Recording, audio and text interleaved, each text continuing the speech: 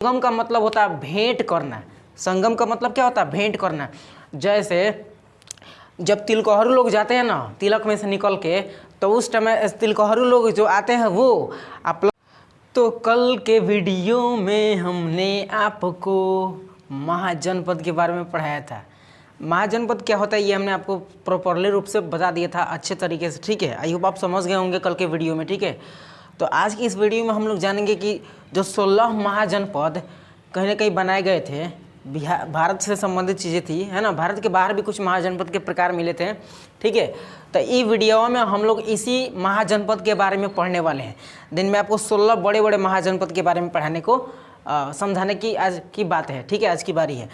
अब देखिए, सबसे पहले बात करते हैं कि आखिर महाजनपद का ख्याल, इसके बारे में जानकारी हमसे हमको कहाँ से मिलता है, कहाँ से प्राप्त होता है। तो जो सबसे पहला पाठ है ना, यहाँ पे कहा जाता है कि 16 महाजनपद है। इसका उल्लेख सबसे एक बौद्ध धर्म का एक ग्रंथ है, ठीक है। बौद्ध धर्म का एक ग्रंथ है जिसका नाम है अंगुत्तर निकाय। बौद्ध धर्म अभी नहीं पढ़े हैं, अभी इसी में हम लोग हिस्ट्री में ही पढ़ेंगे बौद्ध धर्म के बारे में, जैन धर्म के बारे में, जितने भी धर्मों के प्रकार इस सब के बारे में हम लोग पढ़ेंगे। वंश के बारे में भी पढ़ने वाले हैं। तो कहा जाता है कि 16 महाजनपद है। 16 को महाजनपद माने बड़े बड़े भूखंड का जो विस्तार है ना, उन सब का उल्लेख मिलता है बौद्ध ग्रंथ के अंगुत्तर निकाय पुस्तक में। आपसे ना एक नंबर एक क्वेश्चन में पूछता है कि बताइए 16 महाजनपद का उल्लेख बौद्ध धर्म के किस ग्रंथ में मिलता है। तो ग्रंथवा का नाम क्या है? अंगुत्तर निकाय। अंगूर नहीं, अंगुत्तर निकाय पुस्तक में मिलता है। उसी तरह जैन धर्म का एक ग्रंथ है जिसको हम लोग भगवती सूत्र कहते हैं। भगवती सूत्र में भी 16 महाजनपद का उल्लेख मिलता है और ये अंगुत्तर निकाय में भी मिलता है। तो ये दो ऐसे ग्रंथ थे जहाँ से 16 महाजनपद का क्या मिलता है? उल्लेख मिलता है। आई होप आप इतनी सारी बातें समझ गए होंगे।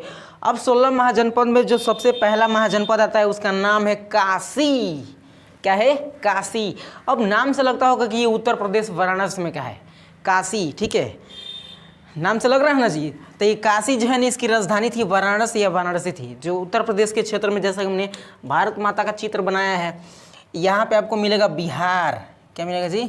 तो बिहार मिलेगा ऐसे कुछ करके। इसके बाद यहाँ पे आपको उत्तर प्रदेश मिलेगा। उत्तर प्रदेश में ये क्या है? काशी महाजनपद सबसे पहले। इसकी राजधानी क्या है? बनारस या वाराणसी है। अब देखिए, कहीं ना कहीं ये जो काशी महाजनपद जो था ना, ये 80 नदियों के संगम पर बसा हुआ था। संगम का मतलब होता है भेंट करना। संगम का मतलब क्या होता है? भेंट करना।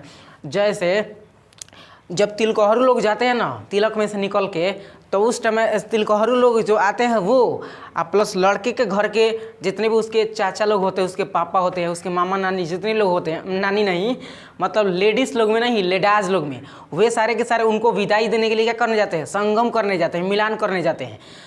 तो जब लोग भेंट करते हैं तो उसको संगम बोलते हैं, परंतु नदियाँ भी जब भेंट करती है, आपस में मिलती है एक में, तो उसको हम लोग संगम के नाम से जानते हैं। तो काशी महाजनपद जो है ना, ये 80 नदियों के क्षेत्र पर है। अब कहिएगा सर 80 नदी कौन कौन सी है? तो 80 नदी में बहुत सारी नदी से सिंधु, चिनाब, रावी, सतलज, ब्यास, गंगा, गोदावरी, कृष्ण, कावेरी, ऐसे तरह के बहुत सी नदियाँ थी। और उनमें कोई नदियाँ बड़ी थी, कोनो नदियाँ एकदम लंबा छोटा सब थी, ठीक है ना।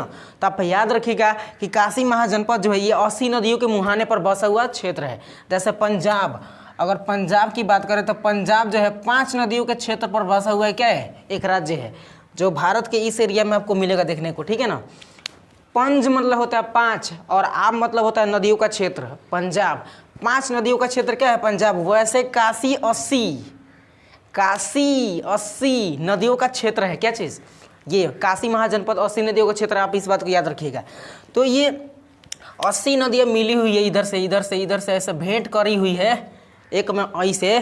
तो उस क्षेत्र, इस पर जो क्षेत्र बना है उसी क्षेत्र पर कौन बसा है? काशी। अब देखिए, काशी को जो राजा थे ना, अब अलग अलग महाजनपद के राजा अलग अलग थे उस समय, ठीक है ना। जैसा अभी बिहार के राजा की बात करें यानी प्रांतपति की बात करें तो नरेंद्र मोदी नीतीश कुमार थे। हालांकि उसमें उन्होंने चेंज कर दिया, उसकी बात अलग है, ठीक है। यहाँ पर देखिएगा, तो ये उस समय भी काशी महाजनपद के ऊपर जो राजा था ना, उस राजा को मगध का सम्राट, मगध भी का एक महाजनपद है, ये हम लोग बाद में पढ़ेंगे। तो मगध महाजनपद का एक सम्राट था जिसका नाम था अजातशत्रु। अजातशत्रु ने काशी के राजा जी को उठाकर फेंक दिए कहीं बहरी, मतलब उसको मार दिया, उसको पराजित कर दिया। अब पराजित करने के बाद काशी को अधिकार कर लिया। काशी कर काशी पर पूरा अपने आप का अपना अधिपत्य जमा लिया, और अधिपत्य जमाने के बाद काशी को किस में मिला दिया, तो मगध में मिला दिया। उसके बाद अजातशत्रु क्या कर लिया, इस क्षेत्र को जीत लिया, काशी को पूर्ण रूप से। अब इसके राजा जो थे टाइम टाइम ताकते रह गए, जा अजातशत्रु तो हमारे जीत लो जमीन भाई वाह, ठीक है ना। तो कहीं ना कहीं इस तरह की चीज़ें उत्पन्न हुई थी उस समय। अब देखिए कहा जाता है कि मगध सम्राट जो था ना बहुत ताकतवर सम्राट था। मगध सम्राट नहीं, मगध महाजनपद सबसे सर्वशक्तिशाली महाजनपद था, क्योंकि इसके जितने भी सम्राट यानी राजा हुए थे ना सबके सब सर्वशक्तिशाली थे, योग्य सेनापति थे, सबके सब योग्य क्या थे, तो सम्राट थे। और इनका एक नीति था एकदम क्षेत्र विस्तार करना। क्षेत्र विस्तार करने की इनकी क्या थी, नीति थी। जिसका 5 कट्ठा देखते थे उसको हड़प लेते थे, जिसका 10 कट्ठा देखते थे उसको हड़प लेते थे, समझ रहे हो ना। तो युद्ध के दौरान ही ये संभव हो सकता है। अब आपसे हम कहें कि आपके पटीदार में जो ज़मीन है आपका, तो आप राय से थोड़े ले सकते हैं जी, राय से कोई नहीं दे सकता है। तो उस स्थिति में आप क्या कर सकते हैं, युद्ध कर सकते हैं। तो युद्ध कीजिए, लाठा लाठी मारिए उसको, तब पुचका उचका ले लीजिए ज़मीन उसका। उसी तरह से इस तरह की मगध महाजनपद की थी। मगध महाजनपद के जितने भी शासक हुए थे वो सभी शासक एक दूसरे से कुछ ऐसे ही स्थिति में ज़मीन को हड़प लेते थे, ठीक है ना, ये चीज़ें थी। दूसरा महाजनपद आता है कौशल। कौशल महाजनपद जो था ना ये सरयू नदी के तट पर बसा हुआ था। तो सरयू नदी, अब सरयू नदी के तट पर बसा हुआ था। सरयू नदी इसको चीरते हुए 2 भागों में कर देती थी। एगो इसका भाग था उत्तर और दूसरा भाग था दक्षिण। तो जो कौशल का जो भाग उत्तर में था उसको उत्तरी कौशल कह दिया गया, है ना। कौशल का जो भाग उत्तर में था उसको उत्तरी कौशल कह दिया गया। इसकी राजधानी थी श्रावस्ती। उत्तरी कौशल की राजधानी क्या थी, श्रावस्ती, ठीक है। और दक्षिणी कौशल की राजधानी थी कुशावती, ठीक है। कौशल को किस नदी ने 2 पार्टों में बांट दिया था, तो सरयू नदी ने। एगो इसका भाग था उत्तर में इसलिए उसको उत्तरी कौशल कह दिया गया, और एगो भाग था दक्षिण में इसलिए इसको दक्षिणी कौशल कह दिया गया। तो उत्तरी कौशल की राजधानी थी श्रावस्ती, या दूसरी कोशी मतलब दक्षिणी कौशल की राजधानी क्या थी, कुशावती। परंतु इन दोनों राज्यों या इन दोनों महाजनपदों की जो राजा थे एक थे, उनका नाम था प्रसेनजीत। अब मान लीजिए कि मेरे पास एक ज़मीन है या 2 ज़मीन है, एगो छपरा है, मतलब एगो दूर कहीं और एक दूसरे कहीं और है, तो दोनों क्षेत्र का तो राजा हम ही ना होंगे जी। या मान लीजिए आपके परिवार में जो पापा जी हैं, ठीक है, आपके पापा जी का बहुत सारा ज़मीन होगा, तो आपके पापा जी के ज़मीन के ऊपर किसी दूसरे का हक थोड़े होगा, आपके पापा जी का हक होगा, ठीक है। तो उसी तरह से प्रसेनजीत का इन दोनों पर अधिकार था, परंतु ये अलग अलग दिशा में था। ये उत्तर में था, एगो दक्षिण में था, दूसरी की राजधानी अलग अलग थी। तो ये कौशल था, ठीक है। परंतु अब जिस तरह से काशी के राजा को घसीट घसीट मारा था अजातशत्रु और मार का अधिकार कर लिया था, उसी तरह से कौशल के 2 भाग थे, उत्तरी कौशल और दक्षिणी कौशल। इसके राजा प्रसेनजीत को फिर से अजातशत्रु ने मजा चखाया। अब मजा चखाने के बाद इस पर भी क्या कर लिया, अधिकार कर लिया। ले अजातशत्रु बहुत बेजोड़ शासक था मगध का। हमने आपसे बताया ना, हमने आपसे बताया कि मगध महाजनपद का जो शासक जो भी थे सबके सब एकदम तगड़ा था, एकदम सर्वशक्तिशाली था, सर्वछत्रांतम था, ठीक है ना। तो उत्तरी कौशल और दक्षिणी कौशल को भी इसने क्या कर लिया, हड़प लिया, कब्जा कर लिया इसके ऊपर भी।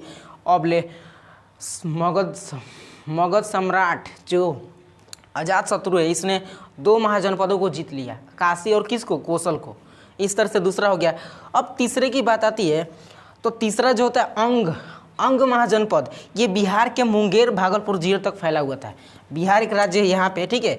इसके 2 जिले हैं मुंगेर और भागलपुर। तो कहीं ना कहीं इसका जो विस्तार था ना, मुंगेर से लेकर भागलपुर जिला तक फैला हुआ था, ठीक है। इसकी राजधानी चंपा थी। क्या थी, राजधानी चंपा थी। चंपा चमेली इसकी राजधानी थी, गंगा अंग की, ठीक है। अब चंपा जो था ना कहीं कहीं ये व्यापारिक केंद्र था। मतलब चंपा जो था ना व्यापारिक केंद्र था, मतलब यहाँ पे ना बहुत सारे लोग व्यापार करने के लिए आते थे। जितने भी 16 महाजनपद थे ना, उन 16 महाजनपद में लगभग 5 या 6 ऐसे महाजनपद थे जो चंपा इसकी राजधानी थी अंग की, यहाँ पे लोग व्यापार करने आते थे। और व्यापार के रूप में जानते क्या करते थे, वो सूती वस्त्र बनाने वाले जो धागे होते हैं ना उन सब का व्यापार करते थे।